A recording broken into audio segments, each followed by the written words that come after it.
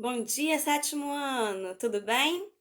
Então, essa semana a gente vai estudar o módulo 13, que na verdade nada mais é do que retomar o módulo 12, que a gente vai falar sobre conto policial ainda, tá bom? A gente vai pegar aqui uma retomada, um retrospecto, eu vou relembrar as coisas e vou pedir para vocês produzirem um conto policial para mim no final, mas eu vou explicar direitinho o que é para fazer, combinado? Então vamos lá. A página é 144, né, que começa, mas a tia já vai passar aqui para 145. Vamos lá. Tá escrito assim: para começar, vamos sintetizar nosso estudo sobre narrativas policiais. Primeiro, lembre-se de que esse é um gênero que, por seu sucesso, se desenvolveu e se ramificou em subgêneros. Contudo, os contos policiais de detetive, que surgiram com o escritor norte-americano Edgar Poe, Allan Poe, são os que melhor representam esse gênero. Então, vamos lá. Para relembrar, a gente vai relembrar aqui as características básicas, principais da narrativa policial. Por que eu falo narrativa? Se eu acabei de falar que é conto, então, o conto é o gênero, tá? O gênero que a gente está estudando. A gente, em produção textual, a gente estuda gêneros textuais. Então, dentro desses gêneros textuais, eles se apresentam usando tipos textuais. Ah, isso é complicado? Não, não é. O gênero é aquilo que a gente olha assim e fala: o que é isso? Ah, isso é um conto, isso é uma notícia, isso é uma história em quadrinho, isso é uma música, isso é um poema. Isso é gênero. Quando eu olho para o texto e digo o que ele é, isso é gênero. E dentro desses gêneros textuais, eu posso usar majoritariamente um tipo textual. Às vezes eu tenho mais de um tipo textual dentro desse gênero. O que é tipo textual, professora?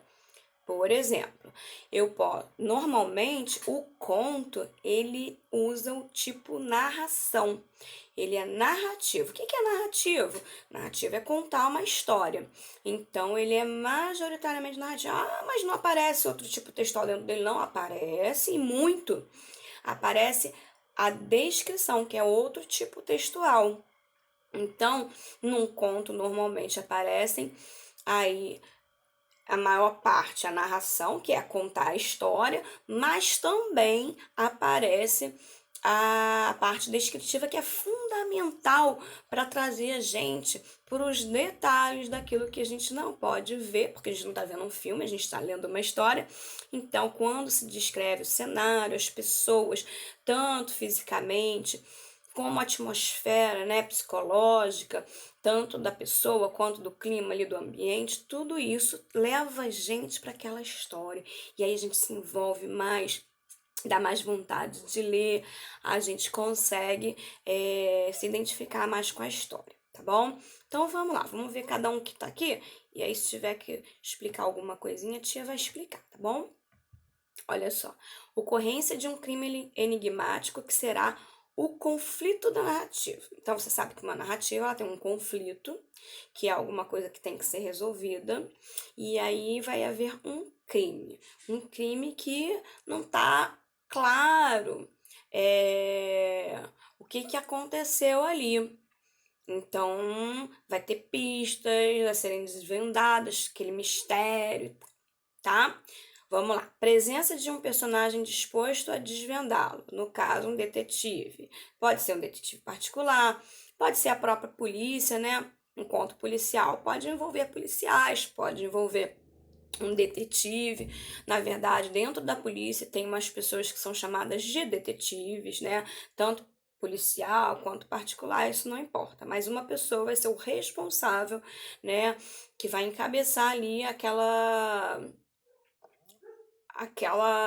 coisa, né, para de poder desvendar aquele momento ali, aquela ação policial, no caso. É isso que eu queria achar que é a palavra. Depois, existência de duas narrativas em uma só. Então, eu tenho ali a narrativa que se desenrola o que está acontecendo e aqueles dados que vão sendo dados para a gente que está enquanto leitor. Então, são duas histórias. É o que está acontecendo e alguma coisa que vem por fora contando para a gente o que houve ali que a gente não viu, porque já aconteceu, não é verdade? Vamos lá. Preferência pelo narrador personagem secundário. Então, o narrador personagem, ele é o narrador que vai contar a história, que participa da história, mas ele não é o principal. Ele não é de quem a gente vai falar, né? Porque o crime aconteceu com fulano de tal, ele é o principal. É isso? Ah, ou então, no caso lá do Sherlock, né? Que é o Watson, que é o seu ajudante, ele que vai narrar as coisas, enaltecendo ali o grande Sherlock, o grande detetive, tá? Vamos lá, disseminação de pistas, indícios e provas. Então, o que é disseminar, né? É você mostrar ali, apontar, mostrar, trazer à tona as provas, as pistas e tal. Organização em sequência lógica e gradual. Bom, as coisas têm que acontecer gradualmente, você vai encontrando uma pista aqui, outra ali, até você chegar à conclusão do mistério. Detalhismo na composição. Esse detalhismo aí muitas vezes vem naquele tipo textual que é a descrição, você detalhar coisas. Pode contar também, não é só na questão da descrição, né? Narrar os fatos nos seus pormenores, porque nesse tipo de narrativa os detalhes são cruciais para que o leitor possa tentar imaginar o que aconteceu, como aconteceu, né? Por que aconteceu. A verossimilhança interna e externa, tem que ter muito rigor, né? Você tem que ter coerência no seu texto. Não pode vir uma coisa sobrenatural explicando nada, né? A verossimilhança ali, tanto interna da história, que aquilo tem que ser possível naquele enredo ali, tanto quanto possibilidade daquilo que a gente vive na nossa vida. Nada pode ser impossível de ter acontecido, né? Tem que ter tudo suas possibilidades reais. Um final revelador e surpreendente. Sim, tem que ter aí um final que surpreenda, que seja revelador, né? E agora a gente tem aqui elementos que podem aparecer. Vamos ver que elementos são esses?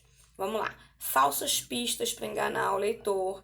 Então você pode jogar ali coisas levando a você querer incriminar uma outra pessoa que não é aquela realmente que cometeu esse crime. Incriminação de um personagem inocente para gerar um novo conflito. Isso daí é a mesma coisa, né? Pista falsa, só que incriminando logo uma outra pessoa de cara. Álibis que eliminam a possibilidade de o criminoso ser algum dos suspeitos. Pode aparecer um cúmplice do criminoso, que aumenta o clima, né, de suspense até você chegar no desfecho. Eu tenho aqui que nas narrativas mais modernas, às vezes pode haver o seguinte: investigadores que não são detetives particulares. Podem ser policiais, instituições, amadores, detetives mais humanizados com falhas de caráter, dificuldades investigativas, né? Não é um Sherlock da vida que ele é perfeito, entendeu? Detetive criminoso ou cúmplice do criminoso, isso pode acontecer também, né? Essas novidades, tá, gente? E o narrador ser protagonista, ou seja, aquele que está narrando, além dele ser personagem, ele é o principal dali da história, tá? Então, você vai, através disso aqui, saber montar, né, a sua própria história. É isso que eu vou querer que você faça. Você pega essas partes e releia, se for necessário, né? Já não tiver tudo aqui na sua cabecinha, para você poder preparar aí o texto.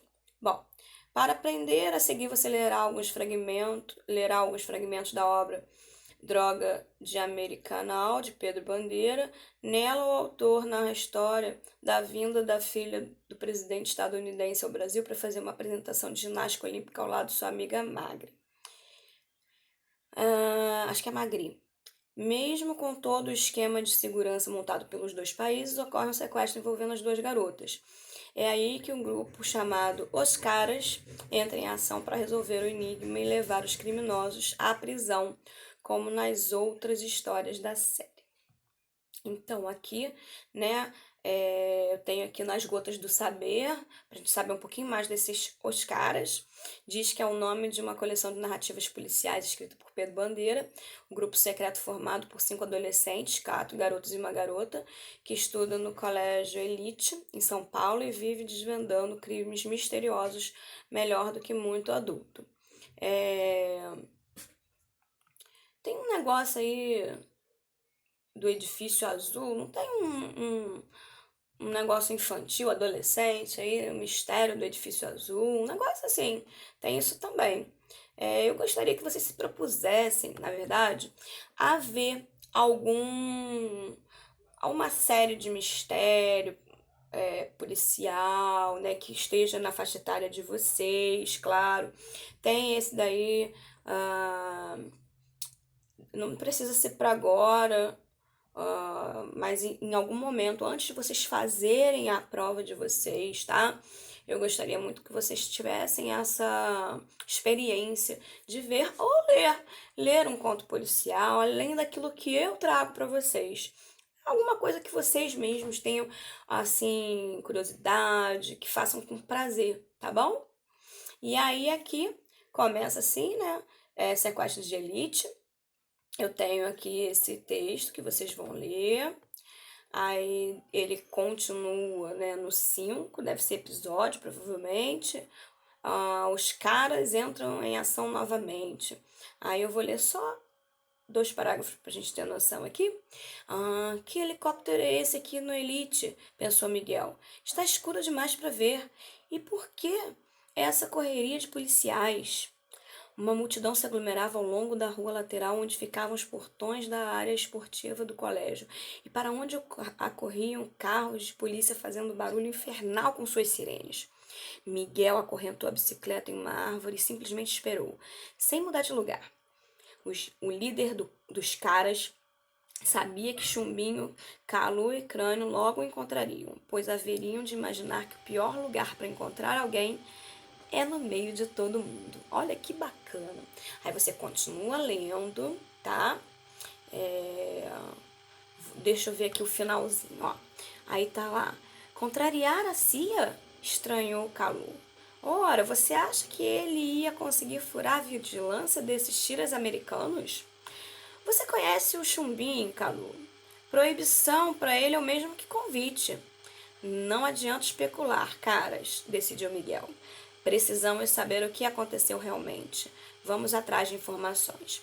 Bom, por que vai ser mega ultra importante? Eu sei que você vai ler esse texto todinho, sozinho e mais uma vez. Eu só li um trechinho, quase nada. Porque é dele que você vai se inspirar. Inspirar é o quê? Copiar? Não. Através dele você vai se inspirar a fazer alguma coisa parecida. O lugar não precisa ser o mesmo, né? O que está acontecendo aqui em algum lugar não precisa ser o mesmo. Mas o que eu preciso é que você pegue uma turminha, né? Alguns amigos que se prontifiquem a desvendar um mistério, tá bom? Então vamos lá. Aqui, para a gente terminar, analisando o texto, a estrutura básica da narrativa é mantida, né? O crime, o enigma e alguém disposto a desvendá-lo. O foco narrativo é em terceira pessoa, onisciente, contrariando a tradição. Mesmo assim, há um enigma. Então, na verdade, quando você for fazer o seu, eu vou deixar livre a questão do narrador. Se você quiser ser um pouquinho mais moderno, ou então se você quiser ser um pouquinho mais conservador, né, fazendo com que seja um narrador personagem, mas não seja protagonista, ou que você seja o protagonista, sim, né, o narrador seja protagonista, ou que seja simplesmente em terceira pessoa, um narrador onisciente. Eu, particularmente, eu acho que fica mais difícil o narrador ser onisciente, porque ele sabe tudo, na verdade ele já sabe o que aconteceu. Então, quando o narrador é onisciente, eu acho que fica mais difícil de você manejar essa situação de dando pistas aos pouquinhos. Quando você vai descobrindo o personagem, vai descobrindo junto com o leitor, é que é bacana. Isso é mais fácil de fazer. Não que seja impossível, não estou dizendo que ninguém não vai conseguir fazer, mas vocês fiquem à vontade. Eu só estou explicando os dois lados da moeda, tá bom? Então vamos lá. Então, a ideia moderna de um grupo desempenha no papel, isso eu gostaria, essa questão da modernidade, de não ser um detetive como Sherlock, que sabe tudo, que é fera. Não, eu quero alguém ali que se dispôs mesmo, tem gana, vontade de desvendar o mistério. E aí eu lembrei de um filme de terror até, que tinha os amigos, né? Não é para vocês verem, não. Porque o meu sobrinho, tadinho, ele é pequenininho, né? Ele tem 7 anos. Ele fica aterrorizado. É aquele do palhaço, sabe? Eu acho, eu não queria ver a princípio. Depois eu vi, adorei, me envolvi com aquelas crianças, né, que depois viraram adultos e resolveram o mistério. Na verdade, é um conto de terror, mas tem a questão do desvendar, né, as coisas e tal. E tem essa questão também do grupinho, né? E eles não eram exatamente pessoas que tinham que dar conta daquele caso, mas eles deram conta, e aí eu acho o máximo. Então vamos lá. Aí agora, aí então no caso aí, vocês podem usar gírias com sabedoria, tá? Nada em exagero, no caso aqui os caras, né? É uma gíria, é, tem coroas, né? Se opondo a cá, os caras que são jovens e tal, tem as descrições que continuam sendo muito importantes, então a questão descritiva nesse texto que você vai contar uma história é muito, muito, muito importante, tá? Porque vai trazer os detalhes para quem não está, na verdade, assistindo, né, um episódio ou podendo observar. Então, tudo que o leitor vai poder saber é aquilo que você vai contar, tá bom? Então, a gente vai aqui na página 149, proposta número 2, tá? Narrativa policial adolescente, tá? Que tá perto disso que eu já comecei a pedir para vocês. Aqui você vai se inspirar no texto de Pedro Bandeira, que é esse que vocês vão ler, que eu li um pedacinho. Desconstrói a imagem clássica do detetive e adequa, né? Adapta à realidade atual. Você imaginará um crime que tenha sido cometido em um ambiente frequentado por adolescentes, como uma escola, shopping, parque, a própria internet, né? Inove na escolha e na caracterização do detetive e crie um final surpreendente. O foco narrativo poderá ser em terceira pessoa ou em primeira, como eu já falei para vocês, tá? Já adiantei. Vocês vão poder ter essa escolha, mas fiquem atentos às dificuldades de se fazer cada um, né? E a mais facilidade de outro. Não se esqueçam de planejar o texto, ou seja, de pensar anteriormente nas pistas, nos dados que vão aparecer, pois eles deverão ser coerentes com o desvendamento, né? Você não pode dar uma pista que depois não vai ter nada a ver com o fato que aconteceu de verdade. Você pode jogar uma pista falsa, mas que ali se enquadre. É por isso que seria legal ler um outro texto desse tipo, você começar a ter ideias, tá? E você tem que ter essa organização no seu enredo para poder realmente escrever. Então, bom trabalho. Eu aguardo ansiosa, não quero deixar de receber de ninguém, tá bom?